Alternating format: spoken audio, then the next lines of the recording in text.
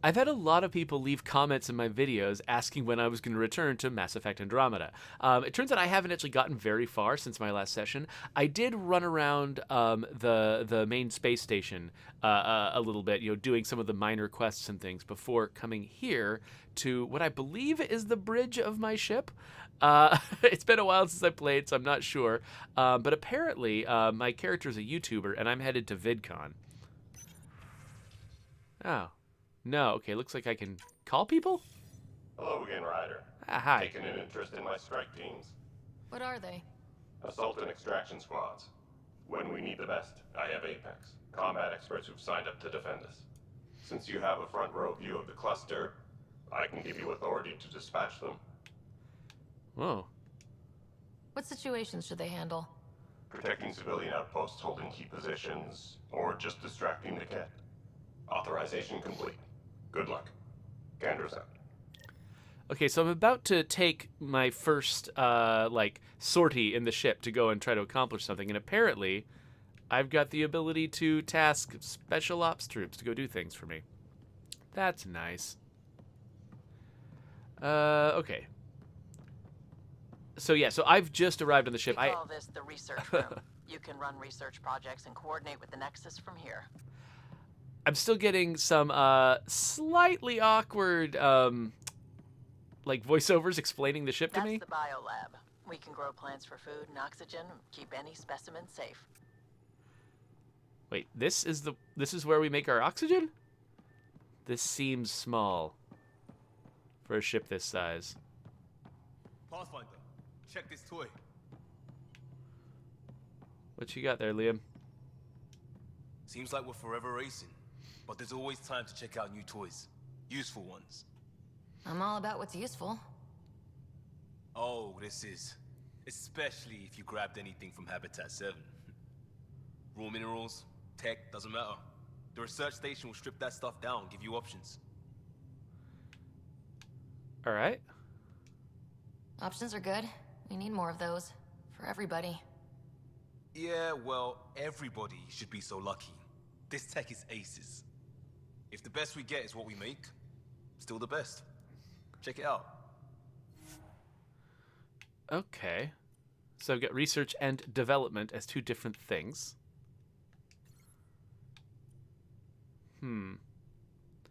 Okay, so basically, I can study. I can spend stuff that I gather can be turned into new technology.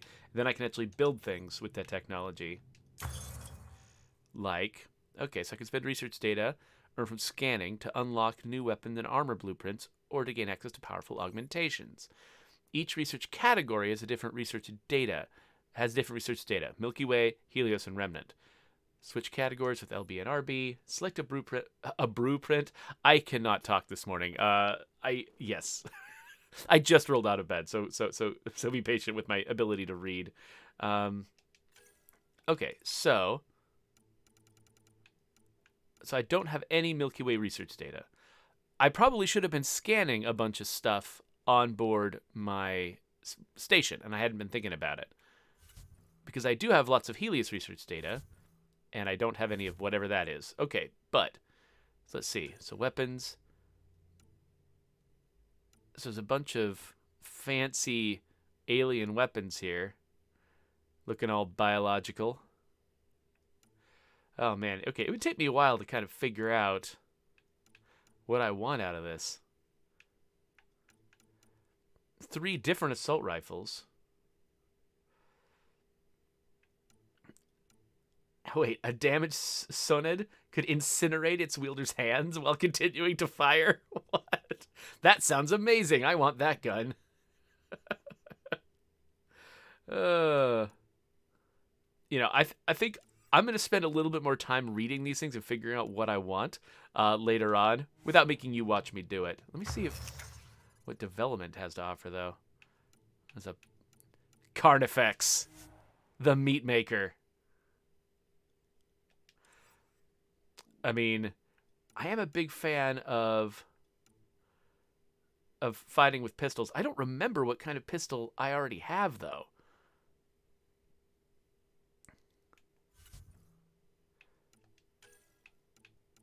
Is this the one I already No, I'm not sure. Okay, of the pistol options, though, the Carnifex, the Meat Maker, does the most damage. That's kind of... I really like just massive hand cannons. So, yeah, let's craft ourselves a Carnifex. Yes! It was added to my inventory.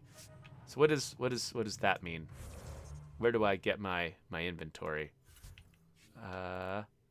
Inventory right there. Well, wait. No. There it is. Pistols. Okay, so right now the M3 Predator is what I have. I want a Carnifex. So what do I do? How do I equip this pistol?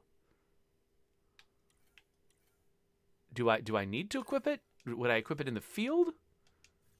Why is this one checked off? And what button do I use? Oh no, I'm so confused. I can rotate it. That's pretty. I like that. Okay, whatever.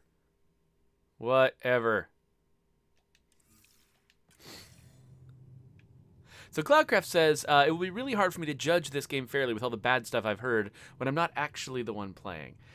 Yeah, so far, like, the moment-to-moment of this game, I feel like is really strong.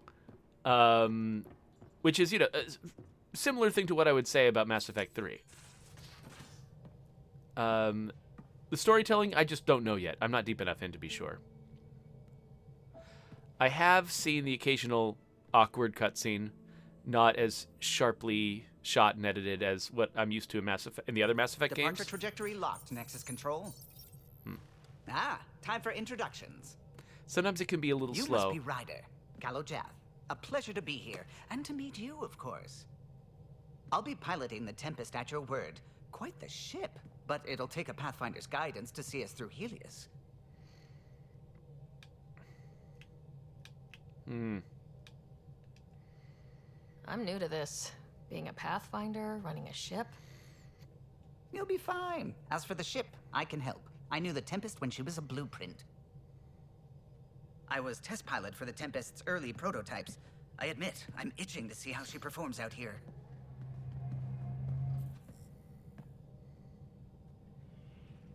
So, how do I... The console syncs with your implant. Just swipe, touch a destination here, and the nav system calculates everything. Very efficient. It was optimized for a Pathfinder. Everything's secure, if you're ready. Is anyone ready for something this big? We signed on for the big stuff when we came to Andromeda. All right. Excuse me. Excuse me. Command access is transferring successfully. Science and monitoring stations look fine. Lexi's reporting in. Helm is green. Gil reports the drive core is online. This is it, Ryder. The Tempest is yours, unless you've got something to say for the log.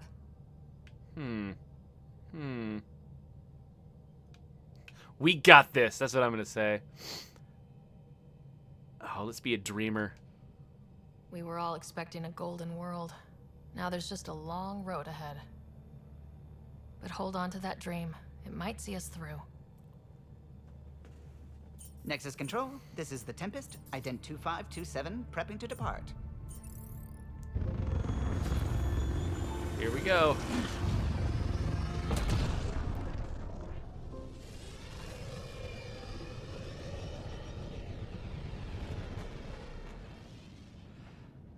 So yeah. Departure vector verified, Tempest.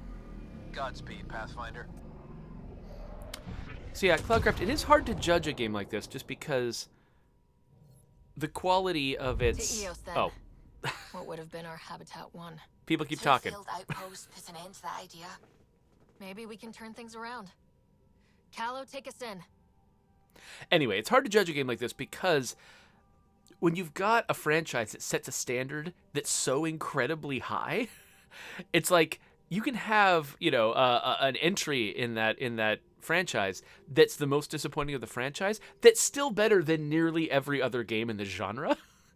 And so, and then you don't know how to react. You're like, do I react with disappointment to the series being, slightly done. Because, cause as I've been, getting past the introduction, I've seen, other cinematics and stuff like that. It definitely doesn't feel like it's as slickly done in terms of just like, being able to put together a cinematic with all of the sort of the skill of a Hollywood, of a Hollywood operation, for instance. It's like this game does not have that.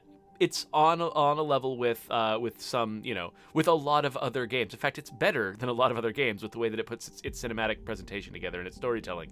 But it's not up to a game to like a Mass Effect 2 sort of level. And so I'm like, but like I want to give this team a ton of credit for. I mean, their cutscenes are better than our cutscenes by a huge margin. And so I'm just like, where do you set the bar, right? The video game just industry, the medium, is all over the place when it comes to how different aspects of presentation work. There are games that are incredibly slick when it comes to their user experience that will not be that great at storytelling and are still amazing games. And people, value it for that. And so because Mass Effect was so valued for its like cinematic storytelling, I think that sometimes this game will take knocks that might be unfair on when you stick it, on the full spectrum of other games. So I don't know. So far I'm still enjoying the game. I have nothing but respect for the team and what they pulled off. I can see why people want to criticize it. But so far, I don't feel like it's entirely fair to criticize the way folks have. But again, I'm only at the very beginning. I don't know how the mechanics of this game play out, and that's usually what I judge a game the most on. Okay, so we've got. So it looks like this is where I am. I'm at the Zhenghe. Is that the name of the? I forgot what. Is that the name of? No, that's not the name of the station. Why is it just the name of the? Star? What is it? Okay, I'm not sure. So it looks like I've got some kind of quest here over at EOS. I think this was where they were sending me to try a new outpost. That's right. But what was this place? Oh, I'm not. Oh, I thought I was zooming in on it. I didn't realize that I'm actually going to travel to this place now. All right. Well, let's see what that looks like. About as far as the Nexus surveyors could get before, well... Let's see what's waiting here. I'm picking up something. All right, so do I need to... I'm worried I'm just going to go to a place. So LT to activate scanner? Anomaly detected... Oh, interesting. Probes launched. Oh, this is a huge mineral deposit. Huh, an asteroid. Okay, so sorry I'm avoiding the story just to try to figure out how the mechanics work, but I know I probably should have gone to the place that had a quest marker on it. But I'm actually really curious what this experience is going to be like.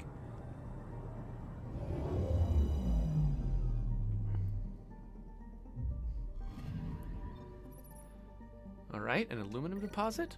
We just grabbed some aluminum. Hopefully aluminum is valuable. I don't know. Let's back up to the system view. Now, I remember collecting resources in the Mass Effect games could sometimes be the most tedious part of the game, and maybe that's the experience that I'm looking at here. Oh, yeah. So, traveling to each of these locations, I feel like, if you're designing this user experience, your top priority has to be making it snappy, getting the player where they want to go without making them wait for a lot of things. Oh, looks like there's something over here. Oh, wait.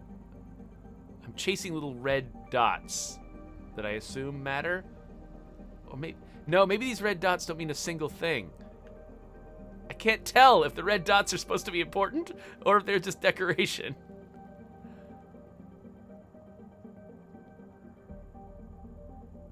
I mean, I'm not finding anything.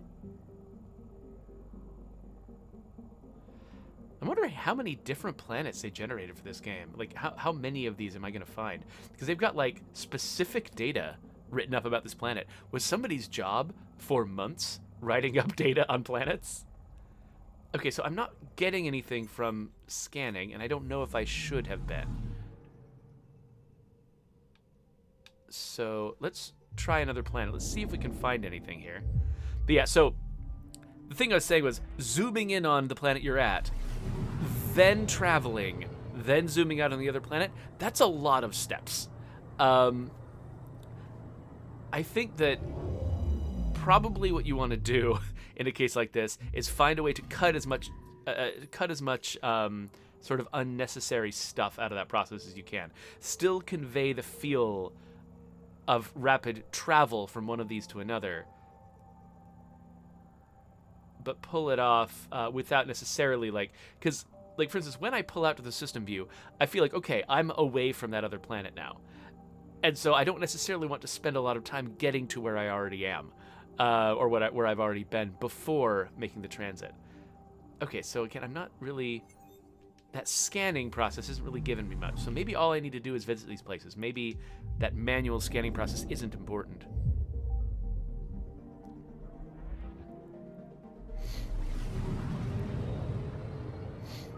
Hey there, Looper.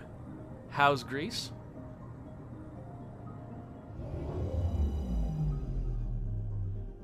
It's like, these shots are nicely done. But yeah, I think they might be slightly ill-advised. Oh, what? Ooh, interesting, weird little lighting effect when I go past the. Is it a lighting effect? What is it? When I go past the massive black hole in the background.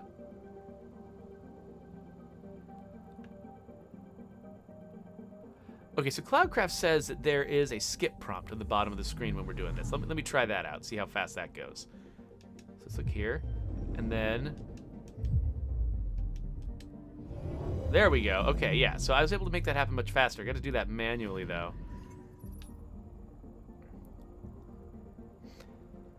Oftentimes, if you have to put a skip prompt on something, the next thing you should do is rethink that thing a little bit. These worlds are gorgeous, by the way. Like these, the sort of texture and shader work on these worlds is really nice. Like these, it looks like there's just ice plastered in places on this planet that sort of take the light differently from other things. It looks really neat. Okay, so now I'm basically just trying to get my my progression up to 100%. Okay, that's as soon as I'm able to skip it.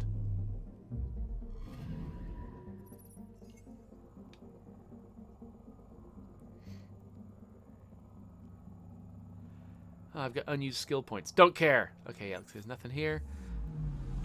Okay, so again, I'm not... This is the first place they give me to scan, and there's nothing to scan on the planets. So I'm not sure what lesson I'm supposed to be learning from that. So wait, is this...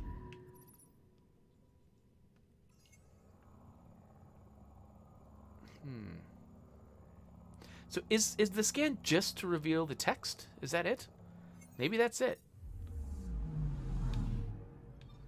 Okay, so I've already...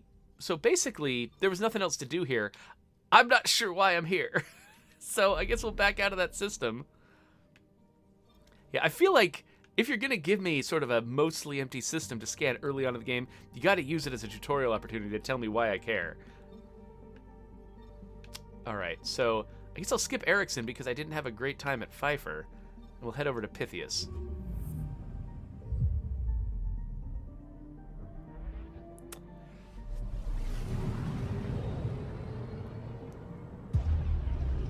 Yeah, so Cloudcraft is suggesting that he probably would have been critical of that experience, even without all of the, you know, the System, Pythias. the reputation Andromeda problems Initiative Habitat 1. this game has. Designated EOS. It was supposed to be an easy first step. Until no one else showed and we got clobbered. Twice. Why has Sam altered frequency detection? What are we hearing, Sam? There is a signal pathfinder. I recommend an immediate examination of EOS. Tracking a huge mineral deposit. Yeah, you guys want to follow the story, but I want a mineral deposit. Cannot turn down collectibles. So yeah, so this is a dangerous power. Giving the player the ability to sort of slow down their progression in order to get resources means they will slow down their progression. Again, because this system has the story in it, it does kind of make me want to try again with sort of like scanning worlds and stuff and see if there's anything else I can get out of it. But yeah, I am starting to think that these little red dots and things like that, that I feel like there was a process of sort of carefully scanning the surface of a world that mattered in earlier Mass Effects. And so I've got this inclination to try to scan each of these worlds, but because I found nothing so far, it's a little disheartening. Maybe there's some upgrade I'm going to get that's going to make it possible for me to find things on these worlds. I don't know.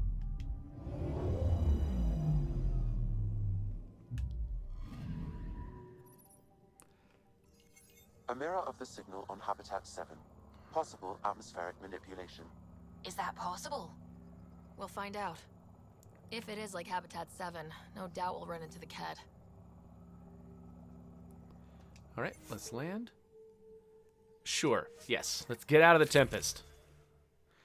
Oh, and now I choose my loadout, I guess? Okay, so let's choose Carnifex. I don't think I've got an alternative to this Avenger. Yeah. So stick with that. Don't have room for other weapons yet. So, yeah, we're good.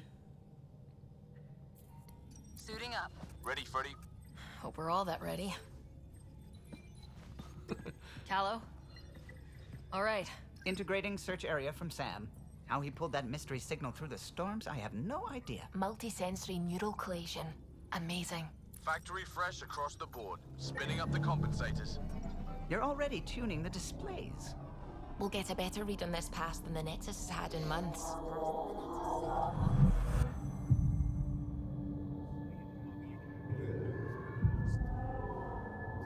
What? I said a lot of people have their hopes pinned on us. They gave up on Eos. Can't blame them. Expected a golden world, instead they saw their friends die. Never know how that'll affect. Oh, sorry. You okay?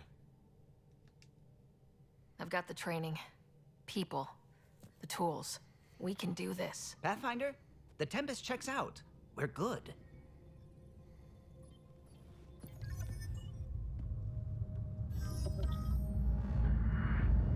Is the dialogue volume Take us okay? down. By the way? You have no idea how long I've wanted a Pathfinder to say that.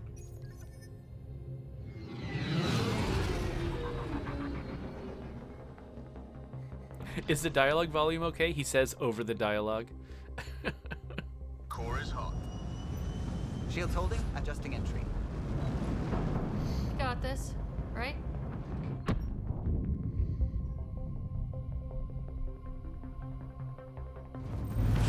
Hell.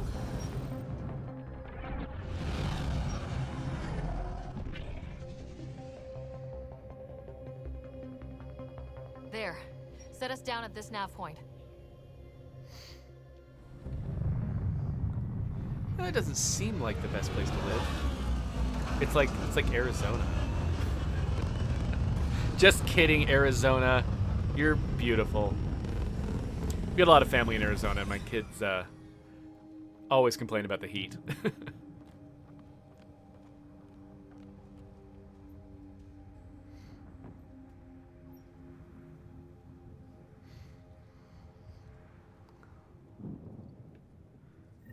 How to even start?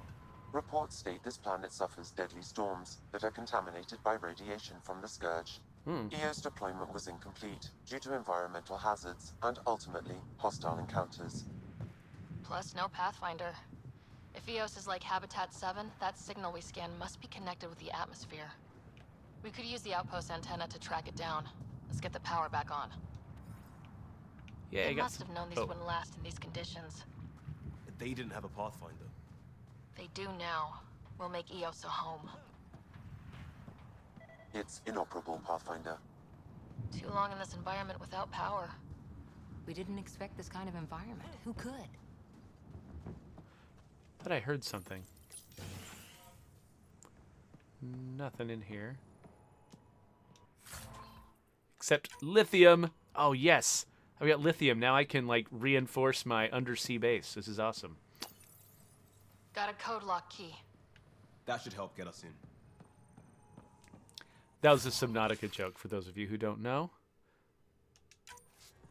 All right, we got some stuff. What else do we have? Datapad. Login. Chief Engineer Grace Leto. New entry. Specialist Cathari needs to stop navel-gazing about the monoliths and whoever built them. We need that speculating mind of his. If it doesn't grow food, stop wind, or get Special Project Sigma done, it's not worth our time right now. His team is looking at the big structures, and they'll do good work, but I tagged his runner just in case. Vehicle tracking code, Grace Delta 9. Okay, looks like something maybe I can find out in the field. So is this the location? So I was actually doing a murder investigation back on the station. And the thing I'm not sure about is whether this planet... I think this planet might be the one. They talked about there being storms and conflict. This might be the planet where that murder happened, in which case I might be able to continue that side quest here in addition to the main quest. I'll stick to the main quest for right now, though. Okay, looks like this door can't be opened yet. As always, I'm taking the roundabout way to get to my official waypoint because I want to find as much garbage as I can along the way.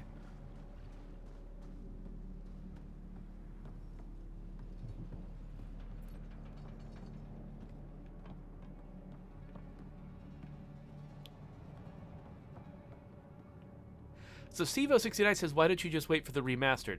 So Stevo69, this is not part of the remastered Mass Effect series. This is the fourth Mass Effect, the one that sort of departed from the original trilogy and went to a completely new place. So this isn't part of remastered. The remastered set, that's just the original trilogy. So what I'm doing actually is seeing where Mass Effect has gone in the interim, because the last Mass Effect I played was Mass Effect 3. I want to play this before the remastered, edition comes out. Botany consultant Allison May. What are you hiding, Eos? The planet exhibits sporadic hypergrowth, despite an environment that can sandblast paint. I'm starting to suspect an electromagnetic trigger. I detected a signal of some kind, definitely alien, but that's not my field. Uncertain if deliberate. Vector noted. Yeah, so is this planet going to be kind of like the world of, what's it called? Like the Way of Kings, like that Brandon Sanderson world where it's a desert that's constantly blasted by storms, and so all the plants have like adaptations to like suck themselves into the ground and stuff to ride them out. We suffered our first death today. Storm came out of nowhere. Oh, I have to stay here? He tried to cover our crops. What? Lost his footing. Got swept away. His wife is still in cryo. Another code. Maybe We by the already time they wake found. her up, I'll know what to say. Okay, so I'm sad that I have to stick around to listen to that audio log. Audio logs are great because you can wander off during them and keep playing and and not have to worry about them. Having to stick around for that audio log is not actually what's fun about audio logs. Audio logs are deliberately designed, in my mind, for people like me who have trouble, who get anxious sitting around reading a bunch of lore when they could be playing the game. And I end up skipping a whole bunch of text and stuff like that because of that.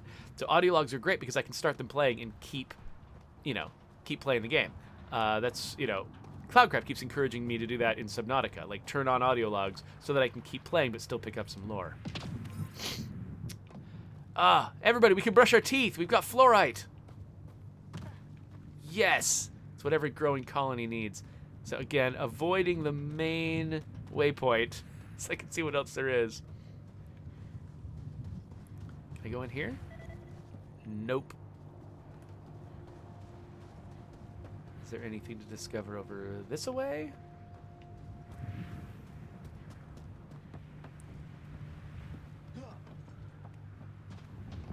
Stevo69 asks if I heard about CD Projekt Red getting hacked. Yes, I did hear about that. And like the hackers are like trying to, basically take data hostage. I don't know what data they think they have. They probably think they can embarrass CD Projekt Red with, I don't know, something that they've found in their old stuff. I'm just like, who cares? You know what?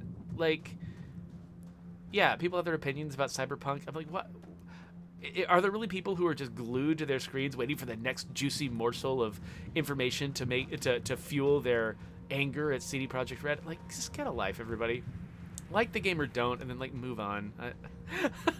Just why are people hacking them and trying to like embarrass them? Just chill.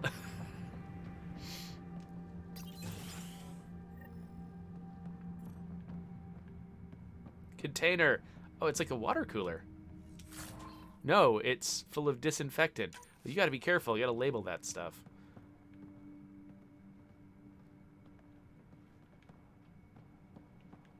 Main door had power, but not the interior doors? Full functionality would require an active power relay station. That means the antenna's out of power, too. The logs might tell us what's up with the power relay.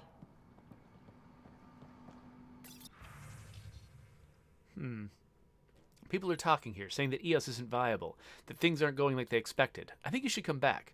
I know what you're going to say. I didn't sign up for the initiative to stay strapped in a floating tin can, and I promise you can have your adventure. I can't read this morning. I'm so sorry. Maybe I should skip some of this stuff just because like my brain's not operating at top capacity. Later, when they've had more time to plan for your safety, Mom told me to make sure you don't get in over your head, and that's what I'm doing. At least think about it for me, and check in more often. I've started to adopt Mom's worry. Already chewed through the nail of my pinky finger. It's up to you whether to keep the rest of my nails intact. Hello, sorry if this is the wrong channel, but this is the one they gave me on the Nexus. I'm requesting an update because my friend hasn't checked in for some time. Leah Wells, Research and Development Department, Research Assistant 2. Wait, I think have I seen her name before? I'm not sure now. She hasn't responded to any of her messages, and I'm worried. Please let her know to get in touch with me. Sorry to bug you again. I requested an update on Leah Wells a few days ago, and I haven't heard anything back. On my end, it looks like the message wasn't even opened. Is everything okay there? Get back to me as soon as you can, and tell Leah to message me back. Yeah, so bad things happened here. I think Jules in the chat raises the idea that part of the complaint might have been about this game is that just the overall story decisions that you're supposed to be exploring a new galaxy, but people felt like too much exploration happened before the player arrived. That instead of it being sort of like virgin territory, the player's sort of picking up the pieces of whoever came before from the Milky Way. Which, absolutely makes sense on this world. I'm not sure exactly how that's going to feel in other worlds. But, I mean, it feels intentional and appropriate on this world, because this is the beginning of my own team's exploration.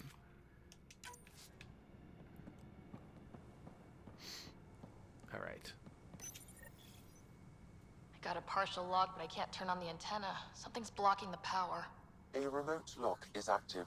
The interference originates from a nearby power relay tower. All right. We're not the only ones interested in what happened here. Let's check out this relay tower. Wait, why is my helmet on and nobody else's? Like, what? Don't they need whatever I'm getting out of this helmet? Is my face too complicated to render? Look at this place. It's a wasteland. The radiation in Eos's atmosphere makes it difficult to cultivate life. Radiation? Our suits protect against that, right? Site 1 contains shield masts to dampen the brunt of contamination. But if we went outside Site 1's perimeter? That would not be advised. Yeah, and also, why don't you put your helmets on?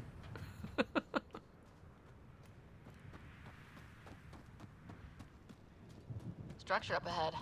Sam? It fits the profile of a power relay station, Pathfinder. Right. We get it running, maybe buildings get power. And we can hunt that signal down. Okay, again, gonna skip the main waypoint, see what's over here. Jules says, it sure seems like a lot of games media and influencers have some sort of crusade against CD Projekt Red all of a sudden. Yeah, so I think there's sort of a phenomenon that goes on with human beings, which is, you can care about an issue, but it's much easier to, I don't know, to sort of gin up the fervor that you want over that issue if you've got an avatar for it. So for instance, if you really want to be angry about games not getting the time that they need in order to work out all the kinks before they're released, or if you really want to, if you're really legitimately upset about crunch culture in the tech industry and in the game industry in particular, you want to be upset about it. You can be upset about the issue itself just broadly, but that doesn't, inspire the same sort of intense engagement as having an avatar for what you're talking about. So so a lot of the time, what you'll end up with is you'll have a problem that's endemic across an industry, but then you'll find one case that sort of stands out a little bit, and you'll just jump on the case like, see, we have to fix this, look at this one case, and it gets and instead of thinking of it as like, hey, this is a cultural problem across the entire industry, and CD Projekt Red is not sort of Voldemort. They're just, they're one of many studios that have some of these problems and are dealing with some of these, bad incentives and things like that, and kind of, messed up processes. But because they are a prominent because they are sort of a prominent face you can put on it, people want to sort of like pour all of their people people want to pour all of their like anger and fervor about the issue into this one group, and then it starts feeling this one entity. And I do think that it is. I understand that it's a useful tool for sort of getting focus and attention on a problem, but it also ends up feeling unfair to the individual you've chosen, because it's like CD Projekt Red is not worse than the rest of the game industry in this, and it feels a little bit unfair that they're getting to the point where they're getting like hostage taking hackers, basically, not hostages like literal human being hostages, but just like they're taking data hostage and stuff like that. Like they're getting this kind of attention, which just feels a little overblown to me, when they're just responding to incentives that are there for most parts of the industry. They don't seem to be significantly worse than everyone else, but they're getting all this attention because it's useful to people who want to make a point. And it just, it does feel kind of like, yes, the point needs to be made, but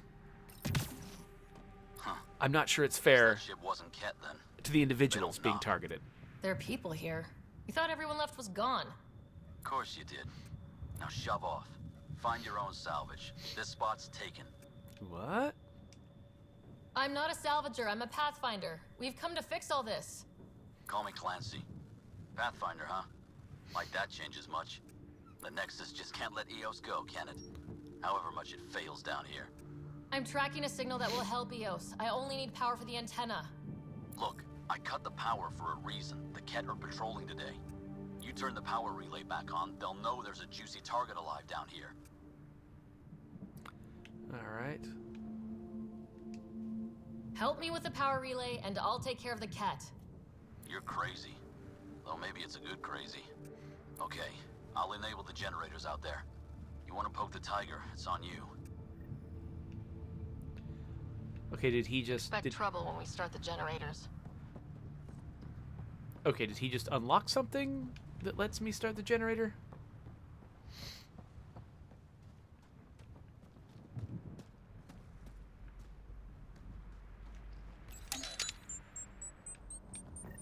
There's an error in the startup sequence. Manual input required. Damn No. Please scan one of the pylons to determine a hackable input location. How do I scan things again? I've completely forgotten. On my way. Oh, down. Okay. These shield masks are protecting against the radiation, but they're wearing out fast. Look at the batch numbers. The outpost burned through. Pathfinder, there must be a scannable interface on the power pylon.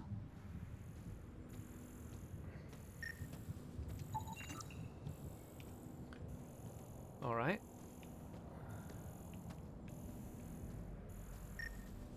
Ah, there This we go. analysis provides us with important research data, Pathfinder. Generator interface possible. Location marked.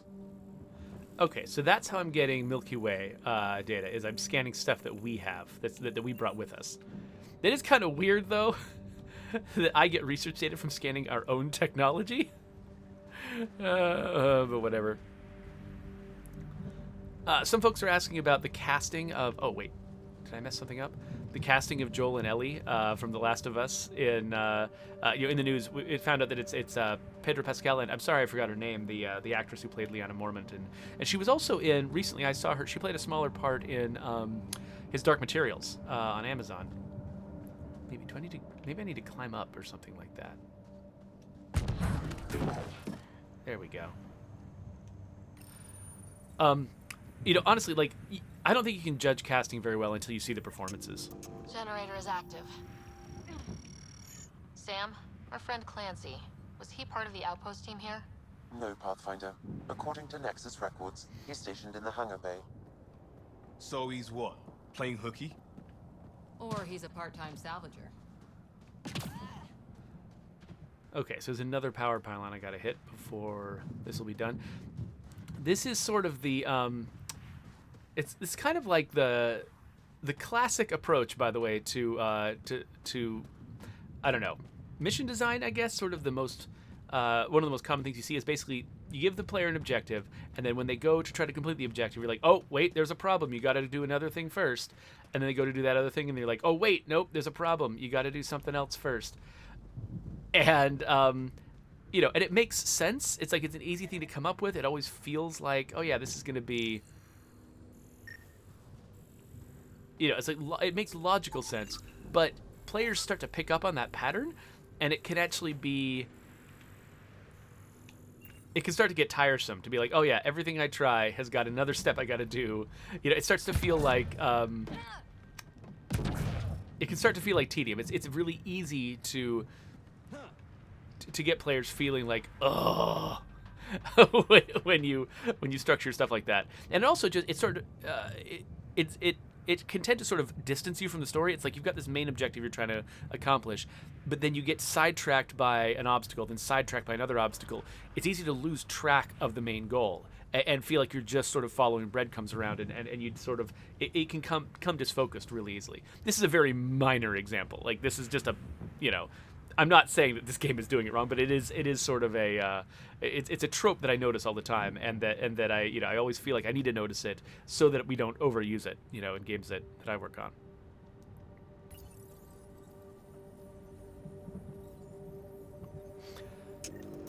We've got company. Uh-oh. Where? Wow. Okay, they're gonna land right here, are they? Guess we'll get close.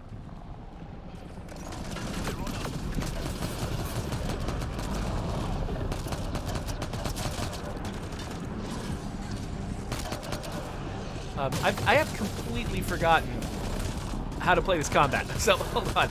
I've got special abilities, don't I? Yeah, I do. Okay, cool.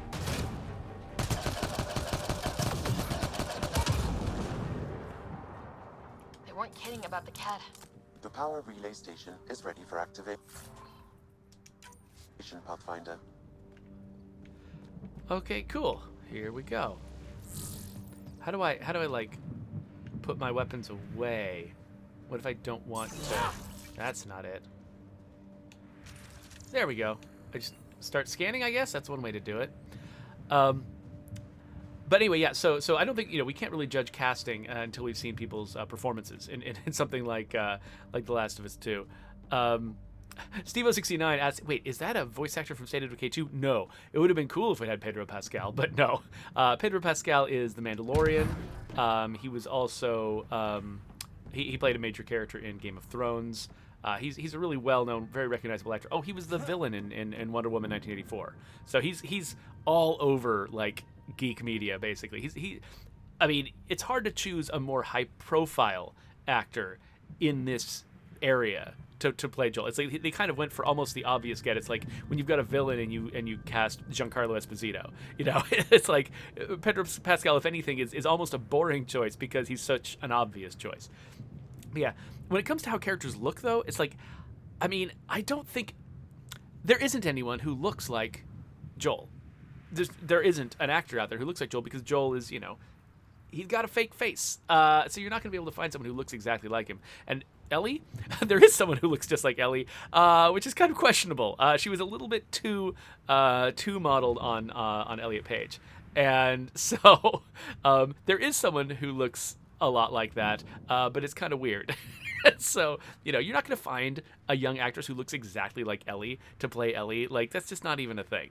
So that can't be the standard that we use. Oh, Steve069 was not actually talking about the Joel and Ellie discussion. He was actually saying he heard a voice here and said that voice might have been from State of Decay 2. That I'm really not sure of. I have no idea. I mean, there's sort of a pool of voice actors that get used a lot in video games. It's entirely possible that one of the voices in this game is also in State of Decay 2. I can't confirm or deny that though.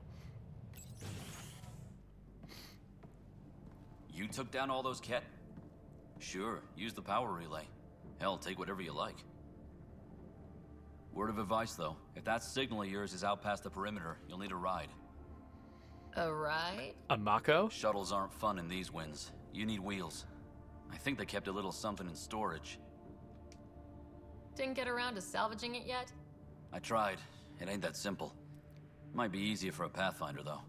We're heading to our shuttle. Keep this up. Maybe next time we'll find more than just salvage around here. Don't suppose you've got anything we can use. Oh. Okay. So wait, what's the currency I have? Okay, I've got 100 credits. Are these things that I should just sell? Okay, yeah, so this is something. Yeah, let's just sell all salvage.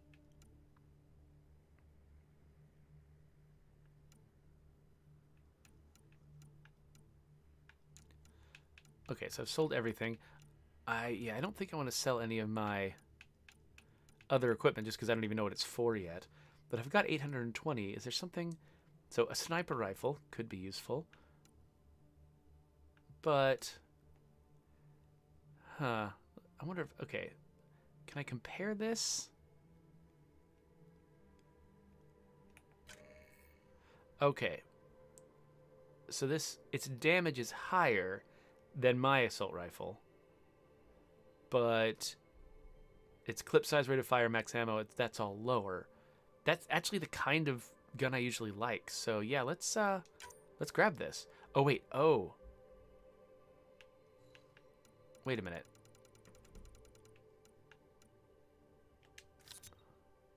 Okay, good. Yeah, for some reason, I guess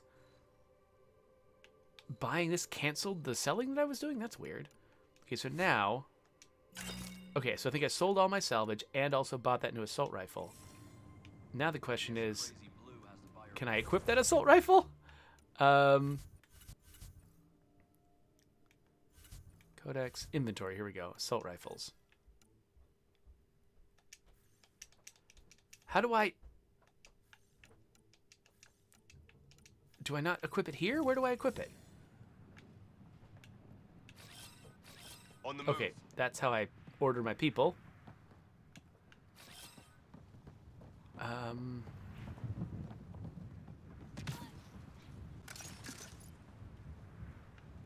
Nope. I genuinely don't know how to change my weapons. Can I not do it here? Do I have to, like... I mean, I just got this new weapon. How do I... If anybody knows... Okay, now I've accidentally given my people an order to go over there. Okay, I think I've recalled them. I'm just fumbling around with these controls. Oh, wait. Oh, wait. My objective was actually up inside there. Never mind. Let's head up there.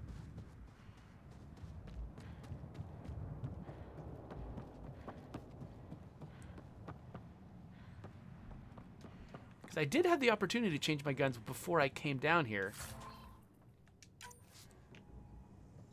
Is that just like, do I have very limited opportunities to change my weapons out?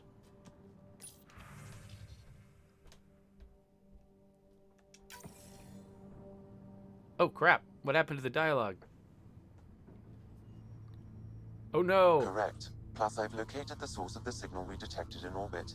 It's coming from the large alien structure just beyond Site 1. The structure appears almost identical to the one your father used to adjust the atmosphere on the previous planet. It's worth investigation. That almost feels like a lead. Damn right that's worth investigating. Here. A warning. Radiation levels beyond the perimeter of Site 1 are well above acceptable limits. You cannot proceed without additional protection. All the more reason to see if that alien structure can make a difference to this planet. Come on, we better find that vehicle Clancy mentioned. Hey, I gotta pause for just a second, everybody. Hold on a sec. Now the power is restored, we can investigate the nearby buildings.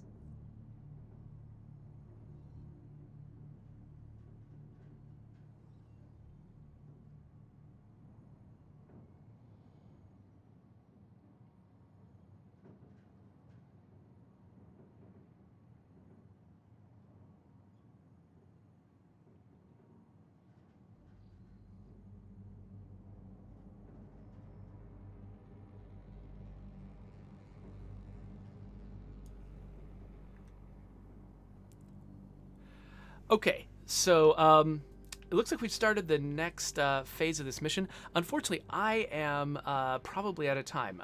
It's I got to go upstairs and help with some stuff with the kids, so I'm probably gonna have to cut this short. I should wrap up what we were talking about a second ago, though, because we were talking about The Last of Us. Did I refer to it as a movie? Because I think it actually is a TV series that's being cast right now. But we got an interesting comment here from Jules. Jules says, I don't think they can take The Last of Us and make a solid movie out of it. Taking the feeling of a game and turning it into a film is so problematic. Part of our experience is from playing the game, not just listening to the characters interact with each other. Usually it results in some sort of departure from the original material, which we all notice and are unhappy about. So for me, like, there is this sense, I think, that sort of different forms of art are ranked. And there's some that, are on top of others. And film and television these days seems to be thought of as sort of the premier art form of like modern, I don't know, Western society. And people often feel like something isn't real until it's become a movie or a TV show. And that's sort of the definitive version. And so people keep feeling like, oh, when is this game going to become a movie? When is this game going to become a TV series? That's when we know that IP has made it. And I'm like, I don't want that to be the case. I mean, the definitive telling of the Last of Us story is the video game. And I don't think anything's ever going to conquer that. Nothing's going to become the better version of it. I think of, like, for instance, when The Witcher became a TV series, that wasn't, in my mind, a step up for The Witcher. That was just another step outwards for the IP. It originally was a novel series. It became a video game. Then it became a TV series. Like, neither of those steps was better than the other one. But it's really easy for people to think of getting to be a movie or getting to be a TV series being when an IP has made it. And so, but then it also means that you can be really disappointed when an adaptation doesn't work out. And you feel like, oh no, they ruined their shot. They messed it up. They ruined the IP. And I just don't think that's the case. I think that The Last of Us will always be itself. The original version of it that was a video game, that'll always be the definitive version of it for me. And they could do a great job of the series, and that won't dim the light of the game for me. And similarly, they could do a terrible job with the series, and that doesn't ruin the IP. The game is still there. So they can do what they want with it, and I'll be disappointed if it's not exciting, but I won't feel like something of mine was broken by it if they mess it up. But so Cloudcraft says, "Huh? Really? It seems like that studio just wants to make movies." Well, no, I don't think it does. I think there is something special about the way that they tell stories in The Last of Us. That it's definitely more cinematic than your typical video game. And so it's definitely it's closer to movies on sort of, if you wanted to sort of plot out a matrix and a spectrum between games and cinema. They definitely are closer in that direction, and they take more advantage of sort of the language of cinema than most other games do. But there's still a game. There's still aspects of being in that world that matter that won't matter in a TV series. There is definitely a distinction there. But anyway, so I just want to say that, like, I don't think it. So I've got cautious hopes about the series. I don't expect that the TV series will be better than, or even necessarily be as good as the game, and it doesn't have to be. I like the idea of that story getting to be told in another way, maybe more people being exposed to it that normally wouldn't be because they don't play video games. Video games have a high barrier to entry. You have to actually be good at video games in order to experience video game stories, and I like that story. And I'm glad they're going to get a chance to get it, out there somewhere else, with other people getting to experience it for the first time. That sounds cool to me. But, I'm not pinning so many hopes on it that I'm going to be, like, mad and disappointed if it turns out not to be what I want. Jedi Cytric says, much of my experience with many games is listening to them instead of engaging with them and playing them, however, due to vertigo, not by choice. Sometimes I appreciate things being made into a movie when they have an amazing story, simply because I can't experience the game unless I find a gamer I enjoy watching who's willing to play it and fully engage with the story, instead of skipping the story or lore because it doesn't make for a good stream or video. That's a challenge for me to, like, as a streamer, trying to figure out what is the right way for me to present a game. So that people are engaged by it, because listening to me read a bunch of lore isn't always going to be the most interesting thing in the world, but for some people, for some audience members, it's exactly what they came here for. And so I got to find, like, the right balance, not dragging down the stream, but also not leaving things out that could be critical to people enjoying it. Anyway, so I've got a bunch of stuff I got to do. So I'm gonna cut this off now. But thanks for hanging out with me. I'm glad I got to play a little bit more Mass Effect Andromeda and comment on it. If you're watching this later on YouTube, please definitely comment if you'd like to see more. I'd like to get a little bit further in this story before I fully hang it up. In the meantime, though, feel free to subscribe and listen to the construction that's going on at my house, and click on other videos. And we'll be back some other time.